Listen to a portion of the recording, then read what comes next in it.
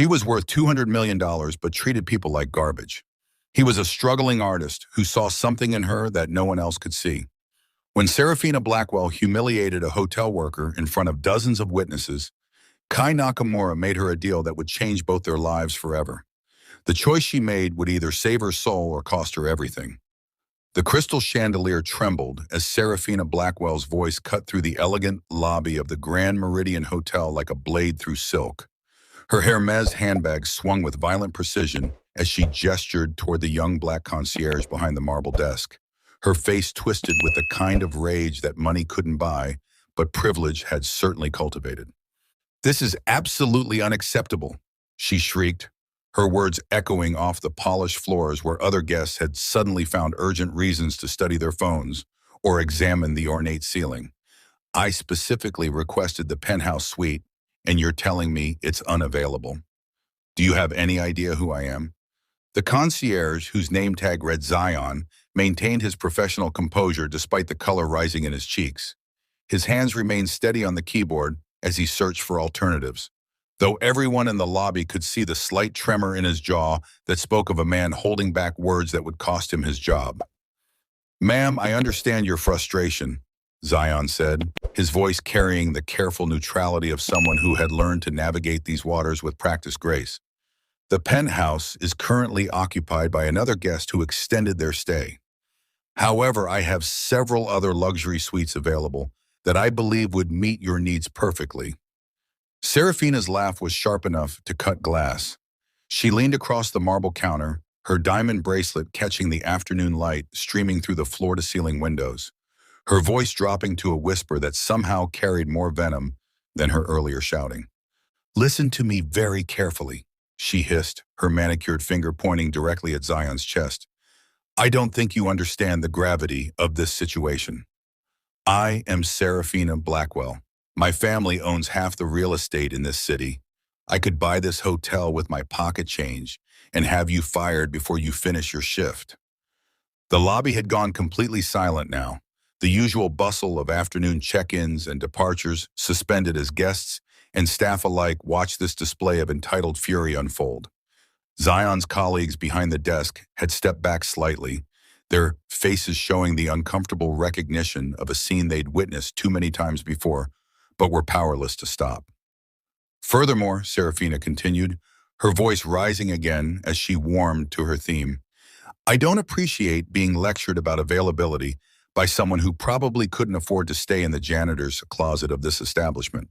Perhaps if you spent less time making excuses and more time doing your job properly, we wouldn't be having this conversation." It was then that Kai Nakamura stepped forward from where he had been quietly observing the scene unfold. He moved with the fluid grace of someone comfortable in his own skin, his paint-stained fingers still bearing traces of the afternoon he'd spent working on a canvas in nearby Central Park. His clothes were simple, jeans and a button-down shirt that had seen better days, but there was something in his bearing that commanded attention without demanding it. "Excuse me," Kai said, his voice calm but carrying an authority that made Seraphina turn toward him with surprise. "I couldn't help but overhear your conversation, and I think there might be a simple solution to this problem." Seraphina's eyes swept over Kai with the kind of dismissive assessment that wealthy people reserve for those they considered beneath their notice. She took in his casual attire, his paint-stained hands, his lack of obvious designer accessories, and her expression shifted from surprise to disdain. "I'm sorry, but this is a private conversation," she said, her tone suggesting that Kai's very presence was an affront to her sensibilities. "I don't believe anyone asked for your input." Kai smiled, and there was something in that expression that suggested he was accustomed to being underestimated. "Actually, I think you'll find my input quite relevant. You see, I'm the guest currently occupying the penthouse suite." The words hung in the air like a challenge to everything Seraphina thought she knew about the world. Her mouth opened and closed several times as she processed this information, her gaze moving from Kai's paint-stained fingers to his modest clothing to his calm, confident expression. "That's impossible," she said finally, though her voice had lost some of its earlier certainty. "The penthouse suite costs $15,000 a night. You're obviously not, you can't possibly..." Can't possibly what? Kai asked, his tone remaining pleasant even as his words carried an edge that made several nearby guests lean in closer. Can't possibly afford it? Can't possibly belong in a place like this? Can't possibly be worthy of the same respect you demand for yourself? Seraphina's face flushed red, but whether from embarrassment or anger was impossible to tell. Now see here, I don't know who you think you are, but I know exactly who I am, Kai interrupted, his voice still calm but now carrying a weight that made the entire lobby feel smaller. I'm someone who believes that how we treat people says everything about who we are and nothing about who they are. I'm someone who thinks that respect should be earned through character, not purchased with credit cards. He turned to Zion, whose expression had shifted from professional neutrality to barely concealed amazement. I'd like to check out of the penthouse suite immediately and arrange for it to be made available to Ms. Blackwell. However, I have one condition. Seraphina's eyes lit up with triumph, but Kai wasn't finished. The condition is that Ms. Blackwell apologize to you, Zion, for her behavior and her words. A genuine apology, not the kind of hollow gesture that people like her usually offer when they want something. The silence that followed was so complete that the distant sound of Manhattan traffic seemed to fade away entirely. Seraphina stared at Kai as if he had just suggested she perform a musical number in the lobby, her face cycling through expressions of disbelief, outrage, and something that might have been fear. "You can't be serious," she said, her voice barely above a whisper. "You're asking me to apologize to him?" "I'm not asking," Kai replied, his smile never wavering. "I'm offering you a choice.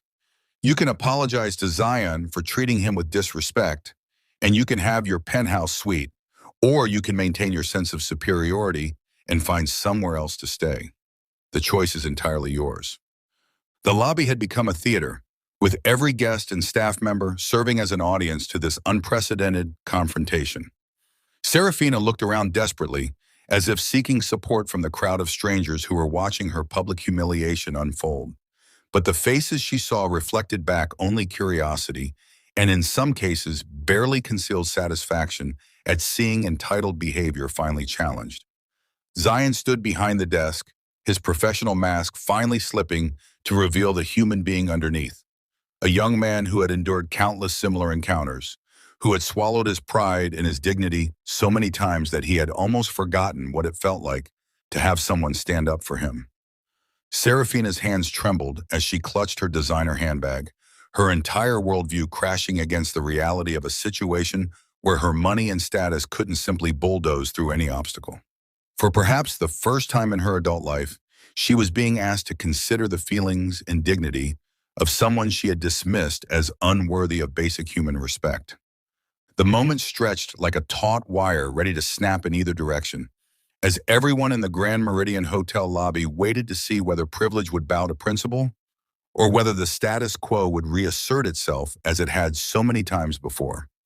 If you believe in the power of standing up for what's right, even when it's uncomfortable, take a moment to like this video, share it with someone who needs to see that courage comes in many forms, and subscribe to Acts of Depth for more stories that remind us that true strength lies not in what we have, but in how we choose to use it.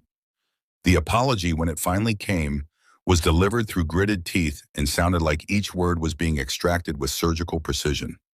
Seraphina's voice barely rose above a whisper as she forced herself to meet Zion's eyes, her face a mask of barely controlled humiliation. "I apologize for my behavior," she said, the words seeming to physically pain her. "It was inappropriate and unprofessional." Zion nodded with quiet dignity, his response carrying more grace than the situation deserved. "Thank you, Miss Blackwell. I appreciate that, and I hope you enjoy your stay in the penthouse suite." Kai watched the exchange with satisfaction, but as Seraphina turned to leave, something unexpected happened. She stumbled slightly, her designer heel catching on the marble floor's subtle pattern, and her purse spilled open, scattering its contents across the polished surface. Among the usual detritus of wealth, credit cards, expensive cosmetics, and a phone that cost more than most people's monthly rent, something caught Kai's artistic eye. A small, worn sketchbook tumbled across the floor, its pages fluttering open to reveal delicate pencil drawings that spoke of genuine talent and surprising sensitivity. The sketches were of faces, hotel staff, street vendors, children playing in parks, all captured with an artist's eye for the humanity that existed beneath surface appearances. Without thinking, Kai knelt to help gather the scattered items, his fingers closing around the sketchbook before Seraphina could snatch it away. For a moment, their eyes met over the open pages, and he saw something he hadn't expected: vulnerability, embarrassment, and the unmistakable look of someone whose secret had been discovered. "You drew these?" he asked, his voice carrying genuine curiosity rather than judgment. Seraphina's face flushed deeper as she grabbed for the sketchbook, but Kai's gentle grip held it steady. "It's nothing," she said quickly. "Just idle doodling. Please give it back." But Kai was studying the drawings with the practiced eye of someone who understood art not as decoration but as expression. The sketches revealed a perspective that contradicted everything about the woman who had just finished berating a hotel employee. These drawings saw people, really saw them, with compassion and attention to detail that suggested the artist cared deeply about her subjects. "These are remarkable," he said, his voice carrying the authority of someone who knew what he was talking about. "The way you've captured the expression in this child's eyes, the dignity in this elderly man's posture. This isn't idle doodling. This is the work of someone who sees the world with an artist's heart." Seraphina's defensive posture wavered slightly, confusion replacing anger in her expression. "You're mocking me." "I'm not," Kai replied, carefully closing the sketchbook and handing it back to her. "I'm an artist myself. I know real talent when I see it. And I know the difference between someone who draws what they think they should see and someone who draws what they actually feel." The lobby around them had begun to return to its normal rhythm, guests and staff moving about their business now that the immediate drama had passed. But something had shifted in the space between Kai and Seraphina, a recognition that perhaps first impressions weren't always the whole story. "I don't understand," Seraphina said, clutching the sketchbook against her chest like a shield. "Why are you being kind to me? After what I just did? After how I behaved?" "Because," Kai said, rising to his feet and offering her a hand up, "I believe that people are more complicated than their worst moments. And because those drawings tell me that somewhere inside the person who is cruel to Zion is someone who sees beauty and humanity in the world around her." Seraphina stared at his outstretched hand for a long moment before accepting it, allowing him to help her to her feet. The simple gesture seemed to surprise her more than his earlier confrontation had, as if kindness was a language she had forgotten how to speak or receive. "I should go," she said, but her voice lacked the earlier conviction. "I have a suite to settle into." "Actually," Kai said, and something in his tone made her pause, "I was wondering if you might be interested in seeing something. There's an art exhibition opening tonight at the Morrison Gallery downtown. The featured artist is someone I think you might find illuminating." Seraphina's eyebrows rose in surprise. "You're asking me to an art exhibition? After everything that just happened?" "I'm asking someone who clearly has an artist's eye to come see art with someone who appreciates good company," Kai replied. "What happened earlier was unfortunate, but it doesn't define who you are any more than these sketches define who you could be."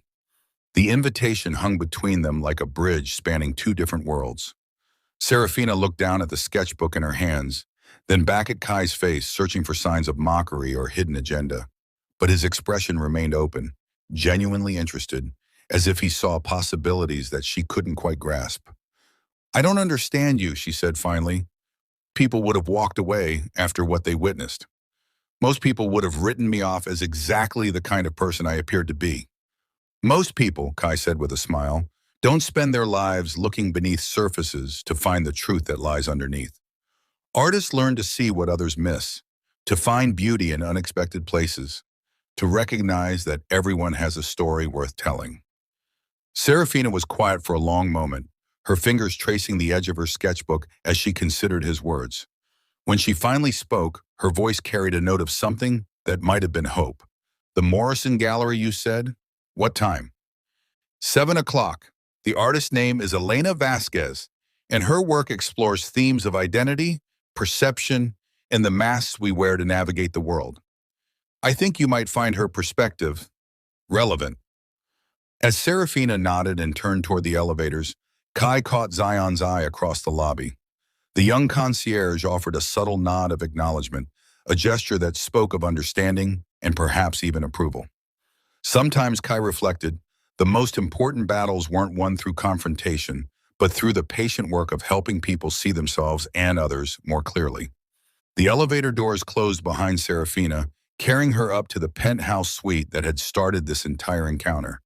But Kai suspected that the real journey, the one that might transform both of them in ways they couldn't yet imagine, was just beginning. In his experience, the most profound changes often started with the simplest recognition that everyone, no matter how lost or cruel or broken they might seem, carried within them the capacity for something better. The afternoon sun slanted through the lobby's tall windows, painting everything in shades of gold and possibility, as Kai gathered his own belongings and prepared to leave. Tonight's exhibition would be more than just an evening of art appreciation. It would be a test of whether two people from completely different worlds could find common ground in the space between who they had been and who they might become. The Morrison Gallery hummed with the sophisticated energy of Manhattan's art elite, champagne glasses catching the carefully positioned spotlights as patrons moved between Elena Vasquez's powerful canvases. Kai arrived early, his paint-stained fingers now clean, and his casual attire replaced by a simple black suit that somehow made him look both approachable and mysteriously elegant.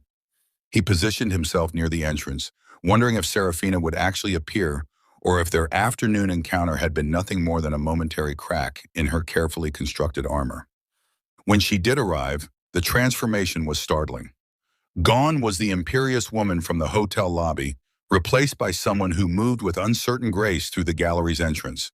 She wore a midnight blue dress that was elegant without being ostentatious, her hair pulled back in a style that revealed the delicate line of her neck and the vulnerability in her eyes as she searched the crowd for a familiar face. "You came," Kai said, appearing at her elbow with 2 glasses of wine, his voice carrying genuine pleasure at her presence. "I almost didn't," Seraphina admitted, accepting the glass with hands that trembled slightly. "I spent 2 hours in that penthouse suite trying to convince myself that this was a terrible idea, that I should just order room service and pretend this afternoon never happened. What changed your mind?" Seraphina's gaze drifted to the nearest painting, a portrait of a homeless woman whose eyes held depths of wisdom and pain that seemed to follow the viewer across the room. "I kept thinking about what you said, about seeing beneath surfaces. I realized I haven't really looked at anything, really looked, in years, maybe decades." They moved deeper into the gallery, their conversation flowing with surprising ease as they discussed Elena Vasquez's technique, her use of color and shadow to reveal the hidden dignity in society's forgotten people. Kai found himself impressed by Seraphina's insights, her artist's eye picking up nuances that many of the other patrons missed entirely. "This one," Seraphina said, stopping before a large canvas that depicted a young black man in a hotel uniform, his face a study in quiet strength and suppressed dreams. "It's beautiful, but it's also heartbreaking. The way she's captured the weight he carries, the dreams he's holding on to despite everything trying to crush them." Kai studied her profile as she spoke, noting the way her voice had softened, the way her usual defensive posture had relaxed into something more genuine. "It reminds you of someone?" "It reminds me of Zion," she said quietly, "of how I must have looked to him this afternoon, like just another entitled customer who saw him as furniture instead of a human being with hopes and fears and talents of his own." The admission hung between them like a confession, and Kai felt something shift in his understanding of the woman beside him. This wasn't just guilt speaking, this was genuine recognition, the kind of awakening that could change everything if nurtured properly. "Tell me about your art," he said, guiding her toward a quieter corner of the gallery where they could talk without being overheard. "When did you start drawing?" Seraphina's hand moved instinctively to her purse, where the sketchbook rested like a secret she wasn't sure she was ready to share. "I was 7, she said finally.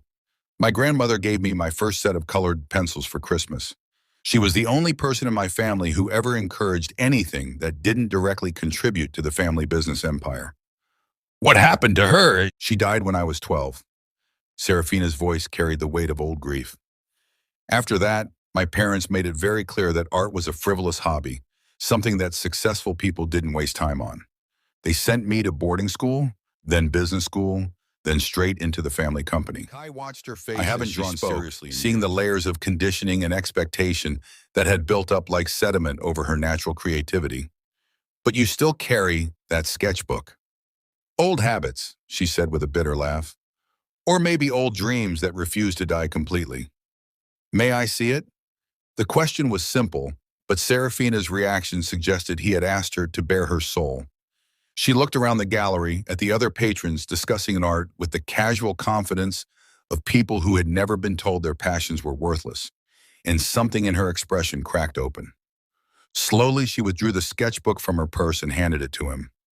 Kai opened it carefully, treating it with the reverence due to something precious and fragile. The drawings inside were even more impressive than he had realized in the hotel lobby. Portraits that captured not just physical features, but emotional truths. Landscapes that spoke of loneliness and longing. Studies of hands and faces that revealed an artist's heart beating beneath layers of corporate conditioning. Seraphina, he said, his voice thick with emotion. These are extraordinary. You have a gift that most people would kill for, a way of seeing the world that's both honest and compassionate. Why have you been hiding this? Tears gathered in her eyes, threatening to spill over and ruin the carefully applied makeup that was part of her public armor. Because I was taught that gifts like this don't matter. That the only thing that matters is power and money and making sure everyone knows their place in the hierarchy. And what if you were taught wrong? The question hung in the air between them like a challenge to everything she had been raised to believe. Around them, the gallery continued its sophisticated dance of appreciation and acquisition, but in their quiet corner, something more profound was happening. The slow, careful dismantling of walls that had taken decades to build. I don't know how to be different, Seraphina whispered. I don't know how to be the person who drew these pictures instead of the person who screamed at Zion this afternoon. Kai closed the sketchbook gently and handed it back to her, his fingers brushing hers in a contact that sent unexpected electricity through both of them. Maybe you don't have to choose between them. Maybe you just have to decide which one you want to feed. Before Seraphina could respond, a commotion near the gallery's entrance drew their attention. A group of people had gathered around someone who was speaking in animated tones, and Kai recognized the voice immediately. It belonged to Harrison Blackwell, Seraphina's older brother, and the heir apparent to the family business empire. Seraphina! Harrison's voice cut across the gallery like a blade. There you are. Mother's been looking everywhere for you. We have the Pemberton dinner tonight, remember? The merger won't finalize itself. Seraphina's transformation was immediate and heartbreaking to watch. The vulnerable, artistic woman who had been sharing her dreams disappeared, replaced by the cold, controlled heiress who knew her place in the family machine. Her spine straightened, her expression hardened, and when she spoke, her voice carried none of the warmth it had held moments before. Of course, she said, slipping the sketchbook back into her purse with movements that suggested she was burying it alive. I lost track of time. Harrison's gaze fell on Kai with the kind of dismissive assessment that wealthy people reserve for those they considered beneath notice. And you are? Kai Nakamura, he replied, extending his hand with calm confidence. I was just discussing Elena Vasquez's work with your sister. She has remarkable insights into contemporary portraiture. Harrison's handshake was perfunctory, his attention already shifting back to Seraphina. Yes, well, Seraphina's always had artistic inclinations. Fortunately, she's learned to focus on more practical matters. Shall we go? The dismissal was clear, but as Seraphina turned to leave, she caught Kai's eye for just a moment. In that brief contact, he saw an apology, a regret, and something that might have been a plea for understanding. Then she was gone, swept away by her brother's impatient energy and the weight of family expectations that had shaped her entire life. Kai stood alone in the gallery, surrounded by Elena Vasquez's portraits of people who had been overlooked and undervalued by society, and realized that he had just witnessed the same dynamic playing out in real time. Seraphina Blackwell was as trapped by her circumstances as any of the subjects in these paintings, imprisoned not by poverty or prejudice, but by the golden cage of inherited wealth and family obligation. The question was whether she would find the courage to break free, or whether the person who had shared her dreams with him tonight would disappear forever beneath the weight of who she was expected to be. 3 weeks passed before Kai saw Seraphina again, and when he did, it was under circumstances that made their gallery encounter seem like a distant dream. He was walking through Central Park on a crisp October morning, his easel and paints in hand as he searched for the perfect spot to capture the autumn light filtering through the changing leaves, when he spotted her sitting alone on a bench near the reservoir. She looked smaller somehow, diminished in a way that had nothing to do with physical size. Her designer clothes were impeccable as always, but there was something defeated in her posture, something broken in the way she stared out at the water without really seeing it. The sketchbook lay open in her lap, but her hands were still, as if the creative spark that had flickered to life in the gallery had been systematically extinguished. "Mind if I join you?" Kai asked, settling onto the bench beside her without waiting for permission. Up close, he could see the faint traces of tears on her cheeks, the careful makeup that couldn't quite hide the exhaustion in her eyes. "You shouldn't be here," Seraphina said without looking at him. "If Harrison sees us together, if anyone from my family's circle recognizes you—" "Let them," Kai replied, setting up his easel with practiced efficiency. "I'm not afraid of your family, Seraphina. The question is, are you?" She laughed, but there was no humor in it.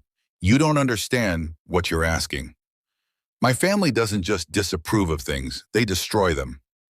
They've spent the last 3 weeks making it very clear what happens to people who step outside the lines they've drawn." Kai began mixing colors on his palette, his movements calm and deliberate as he prepared to paint the scene before them. "What happened?" "The Pemberton merger fell through," Seraphina said, her voice flat with exhaustion. "Harrison blamed me, said I was distracted, that my artistic phase was affecting my judgment. My father called it a momentary lapse in character that needed to be corrected immediately. And how exactly do they plan to correct it?" Seraphina's hands tightened on the sketchbook. "They've arranged an engagement. To Charles Worthington III, heir to the Worthington shipping fortune. The announcement will be in the Times next week, the wedding plan for spring. It's all very neat, very profitable, very much in keeping with family tradition." Kai's brush paused halfway to the canvas. "And what do you want?" "What I want?" Seraphina's voice cracked with something between laughter and despair. "What I want stopped mattering when I was 12 years old and my grandmother died. What I want is irrelevant to the grand design of maintaining the Blackwell legacy."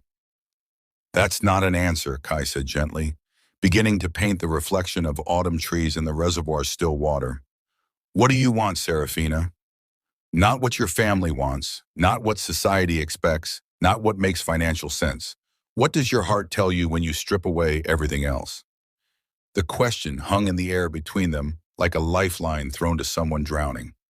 Seraphina stared at the sketchbook in her lap, at the drawings that represented the only honest part of herself she had left, and when she finally spoke, her voice was barely above a whisper.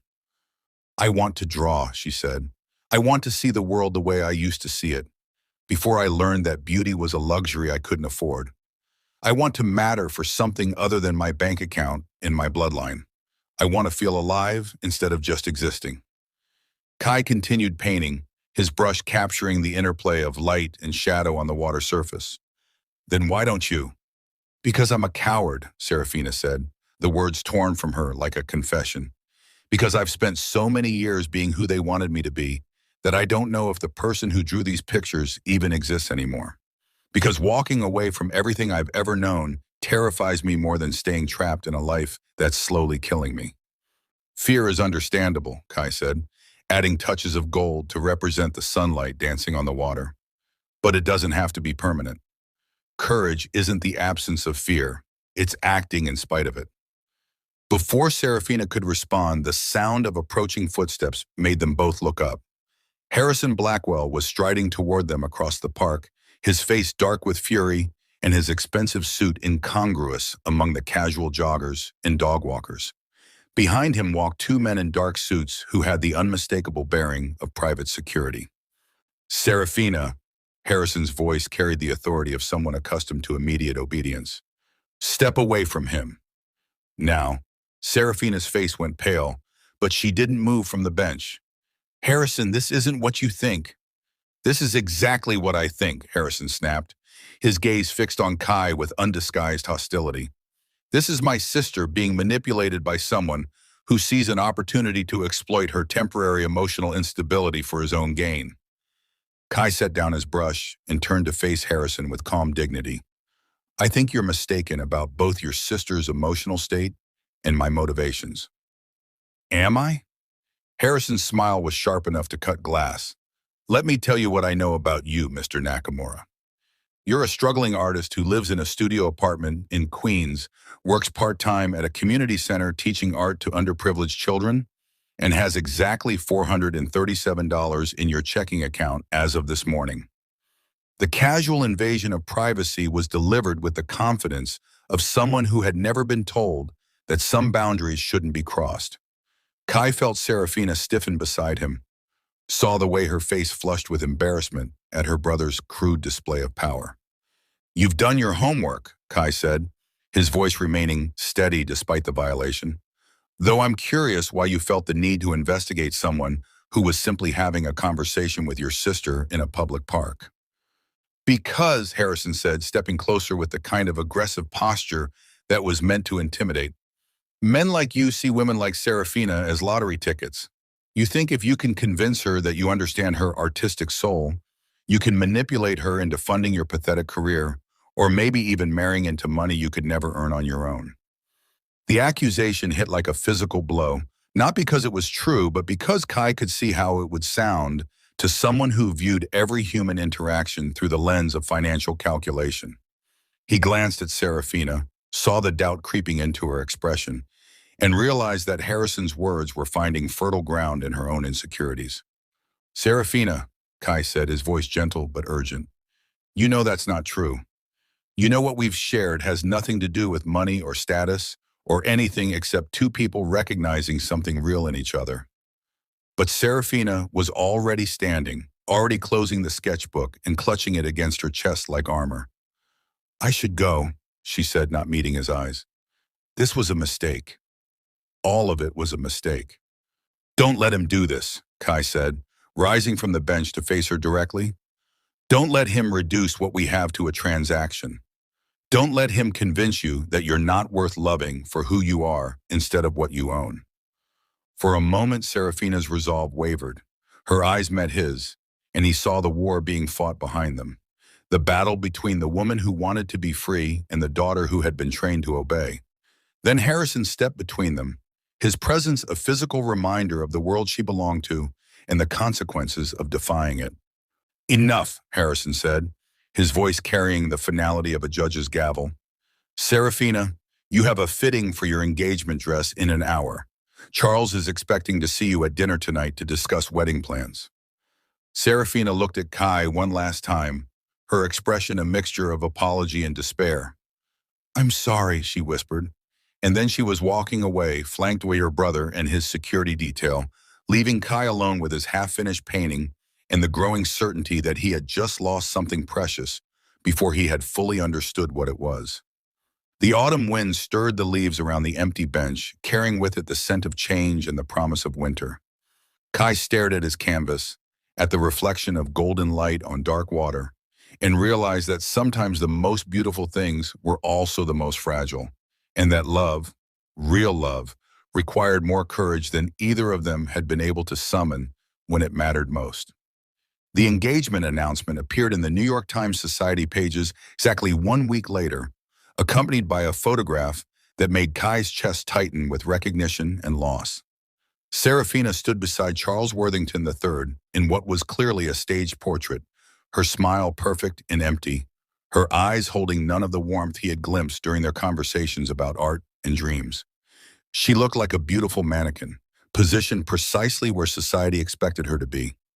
Kai folded the newspaper and set it aside, focusing instead on the canvas before him.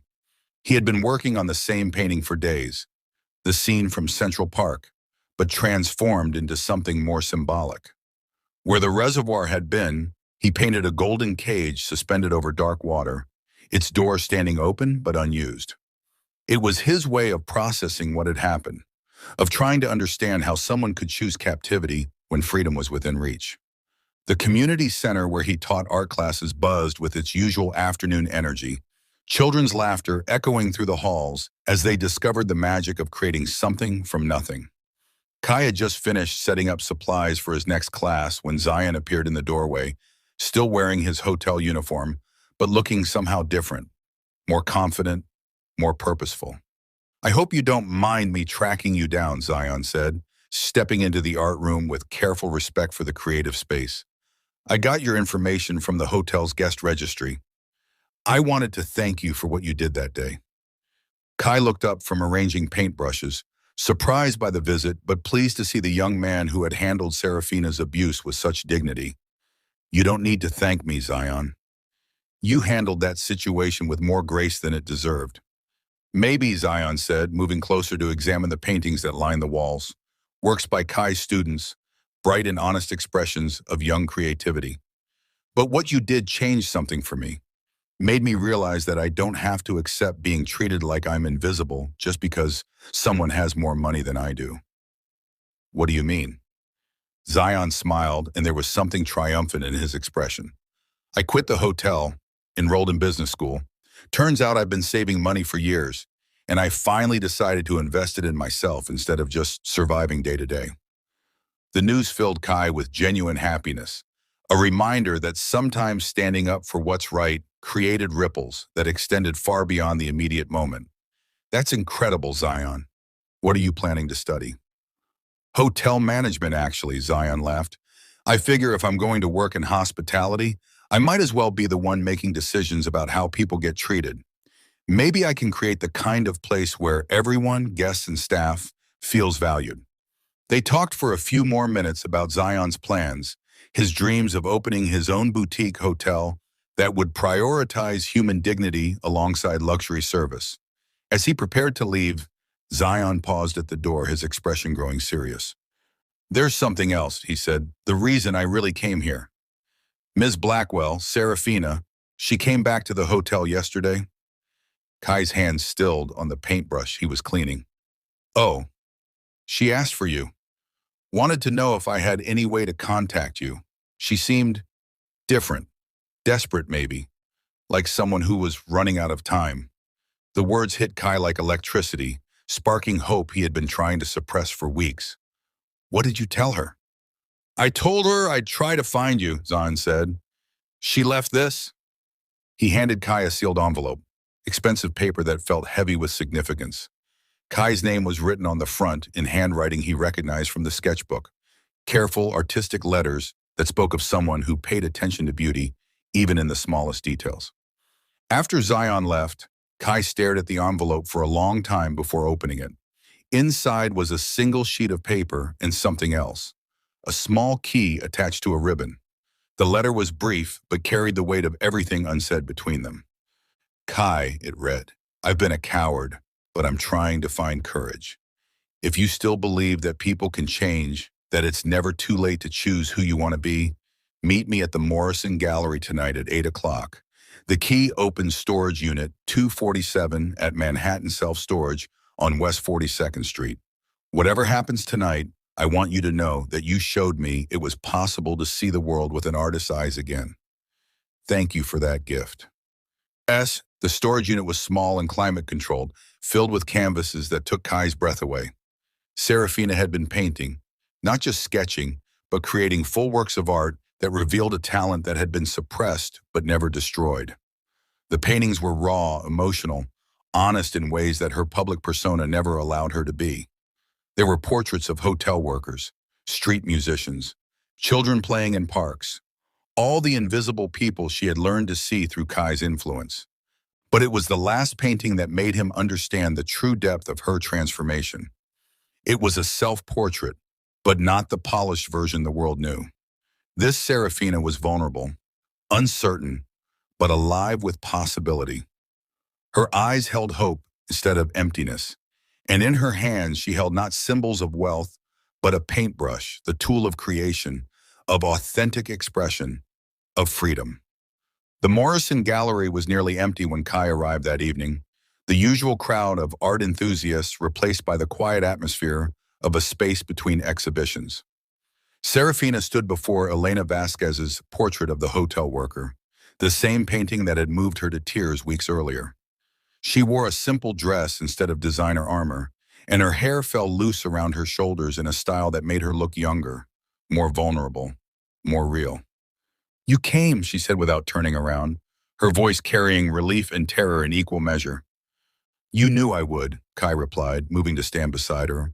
"The question is, for a long moment, why did you ask me to?" Her gaze fixed on the painting before them. "Because tomorrow morning, I'm supposed to marry Charles Worthington. Because tonight is my last chance to choose who I want to be instead of who I'm expected to be. Because I realize that living in a golden cage isn't living at all. It's just existing in expensive comfort. And what have you chosen?" She turned to face him then, and Kai saw that her eyes were bright with tears but also with determination. "I've chosen to be terrified," she said with a shaky laugh. "I've chosen to walk away from everything I've ever known, to disappoint everyone who's ever had expectations of me, to start over with nothing but my art and the hope that someone might love me for who I am instead of what I represent. Seraphina, I know it's not fair to ask this of you," she continued, her words coming in a rush as if she was afraid she might lose her courage. "I know I've hurt you, that I've been weak when you needed me to be strong. But I'm asking anyway because I've learned that the only thing worse than being rejected for who you really are is being accepted for who you're pretending to be." Kai reached out and took her hands, feeling the slight tremor that spoke of someone standing at the edge of a cliff, ready to jump but terrified of the fall. "What exactly are you asking?" "I'm asking if you believe in second chances," she said, her voice barely above a whisper. "I'm asking if you think it's possible for someone like me to learn how to love without conditions, to create without apology, to live without the constant weight of other people's expectations. I'm asking," she continued, her eyes never leaving his, "if you would be willing to help me figure out who Seraphina Blackwell really is when she's not trying to be anyone else." The gallery around them seemed to hold its breath, the painted faces on the walls serving as witnesses to this moment of truth. Kai looked into Seraphina's eyes and saw not the entitled heiress who had berated Zion or the broken woman who had walked away in Central Park, but the artist who had captured humanity in her sketches, the person who had recognized beauty in unexpected places, the woman who was finally ready to fight for her own freedom. "Yes," he said simply, and watched as relief and joy transformed her face into something radiant. "But on one condition. Anything. Promise me that whatever we build together, we build it honestly. No more masks, no more pretending to be someone you're not to make other people comfortable. Promise me that you'll paint your truth, even when it's ugly, even when it's inconvenient, even when it costs you everything you thought you wanted." Seraphina's smile was like sunrise after the longest night. "I promise," she said, and when she kissed him, it tasted like freedom and possibility and the courage to choose love over comfort, authenticity over acceptance, hope over fear. Outside the gallery windows, Manhattan glittered with the dreams and ambitions of millions of people, each one fighting their own battles between who they were and who they thought they should be. But inside, surrounded by art that celebrated the beauty of human truth, two people who had found each other across the divide of different worlds began the work of building something real together. A love story written not in the language of society pages and merger announcements, but in the honest strokes of an artist's brush and the quiet courage of choosing to be authentic in a world that rewarded pretense. The next morning's newspapers would report the shocking cancellation of the Blackwell-Worthington wedding, the mysterious disappearance of the bride, and the family's frantic efforts to control the narrative. But by then, Seraphina and Kai would be far away, beginning a new chapter in a small coastal town where she could paint the ocean and he could teach children that art was not a luxury, but a necessity, not an escape from life, but a way of engaging with it more fully. Their love story became legend in certain circles. The tale of a woman who chose freedom over fortune, of a man who saw beauty where others saw only problems, of two artists who proved that the most profound transformations often begin with the simple decision to see each other clearly and love what they find there.